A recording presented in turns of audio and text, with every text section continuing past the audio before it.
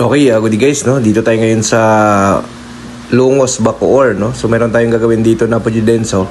So yan guys, E2 error ang problema. So ang gagawin namin dito guys, repairin natin to kasi nga mayroon siyang error na E2.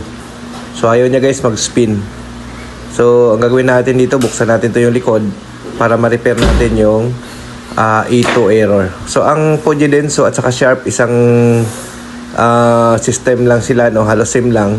So SIM lang din yung problema kapag nagkaroon ng E2 error sa Pujidenso. Kasi yung board nila halos SIM lang. Then yung system nila guys, SIM lang din, no? So baka yung Sharp at saka Pujidenso ay magkamag-anak ito. Kaysa lang yung program nila. So ito nga, medyo kinalawang lang guys yung mga screw kasi nga tabing dagat yung ating customer.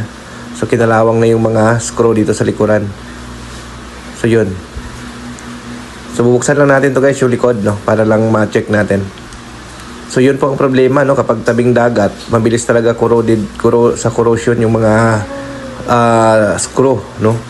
At saka siyempre yung mga parts na rin ng washing machine. So yun nga, buksan natin tong likod. So yan.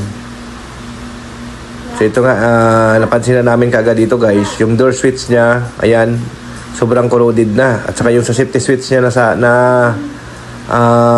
parts corroded na rin. So ang gagawin na lang namin dito guys, no, para hindi na mapagastos yung customer natin, binaypass na lang natin to, no. So yan. So after natin binaypass, ayan na, testing na natin siya guys, no. So yan. So wala na siyang error guys, pero mayroon pa siya isang problema, hindi humahatak yung drain motor. So gagawin natin, palitan din natin to ng drain motor kasi nga hindi siya umiikot. Okay? Thank you.